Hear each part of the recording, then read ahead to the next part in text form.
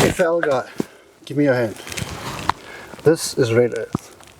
It's in our skin. The Shona believes the earth is red because of all the blood that has been spilt on this land fighting for it. This is your home. You will never leave Africa.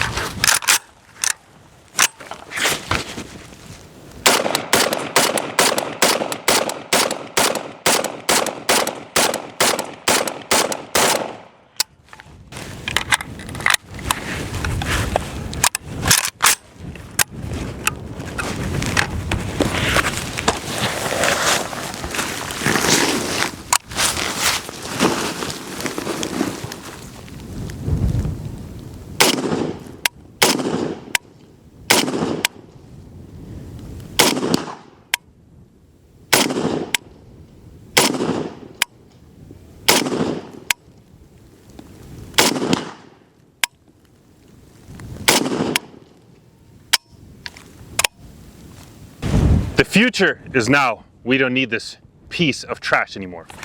Ugh.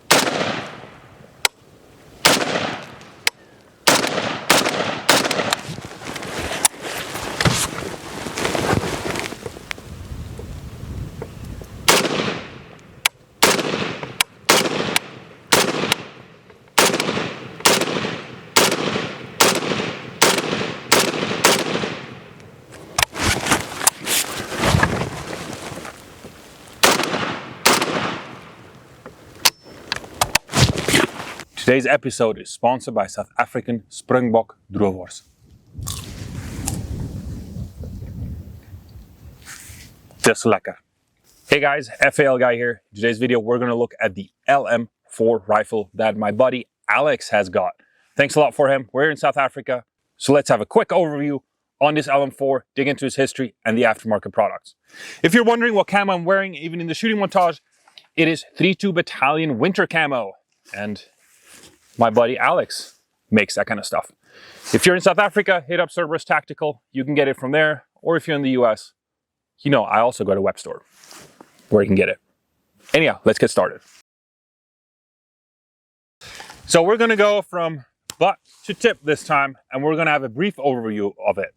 I did a longer video a couple of weeks ago.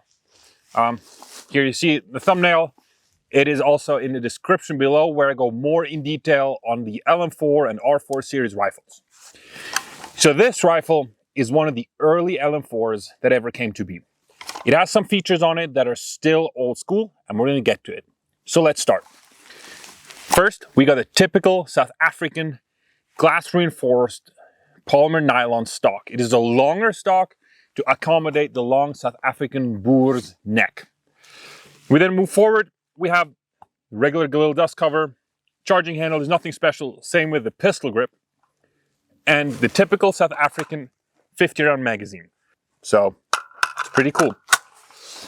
These 50-round South African magazines were used in the infantry most often as a stormmagazijn, as a magazine either of last resort on patrol or to initiate a firefight to have superior firepower, so to speak, when doing the first assault. Moving forward, we have a regular R4 gas tube. You can tell because there's a neck around the front of the gas tube. And then we have the handguard. This handguard is really, really rare because it is a wooden handguard to begin with, but it's a wooden R4 handguard with the correct cutout on this side, on the front, as you can see, to accommodate the carry handle. Remember the first Galil ARMs that came to South Africa had the carry handle. And then the South Africans, when they designed their own furniture for it, they left the cutout in the handguard to accommodate the carry handle. The handguard is open. As you can see in this picture, it does not have a heat shield in it. Moving forward, we have the typical front side hood and front side post. The bigger one from the South African ones that also have a hole in top to allow more light to hit the front side post. And the front side post has been thinned out to make it easier to acquire target. And then the cool thing for those who love bipods is there's an integrated bipod in this rifle. We have the South African bipods, which are marked with a diamond on their feet, contrary to the Israeli ones, which are not marked at all. And with a bipod retainer, also with a bottle opener, which is pretty cool. Just put this bipod away. I'm not really fond of bipod. I think it's a product from the 80s, and the future is now, so kill that thing. But anyhow, historically, cool and accurate. And then we have the flash hider. The flash hider on this LM4 is an Israeli flash hider. This is one of the early LM4s. That's why Israeli parts can be found on them. And to round it off, we have the typical R4 sling. It is a white sling.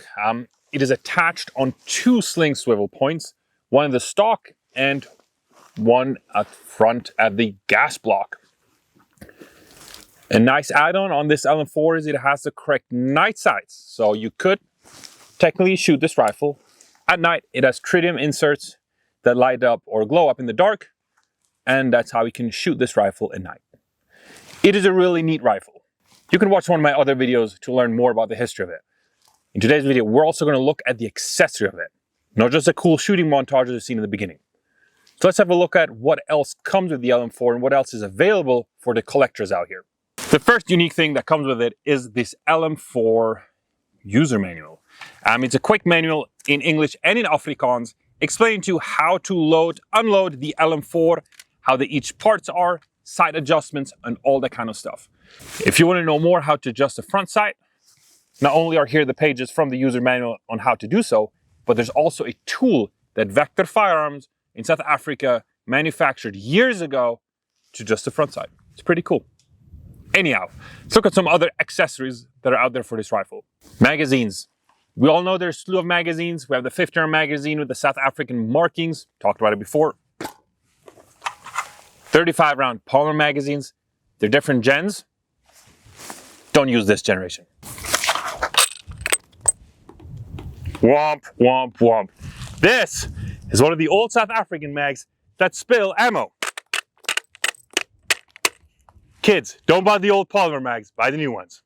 This is a Boer maak 'n plan magazine. It's basically a Boer makes a plan magazine. It's a 16, 15 round magazine.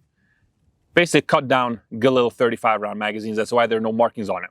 Kind of looks silly in the LM4, but it's also neat and compact. So if you need to carry it in a compact case, you might want to do something like this. You can say what you want, but it does look silly in this rifle.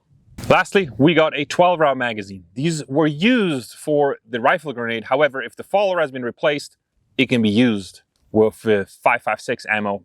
And again, it's a compact magazine.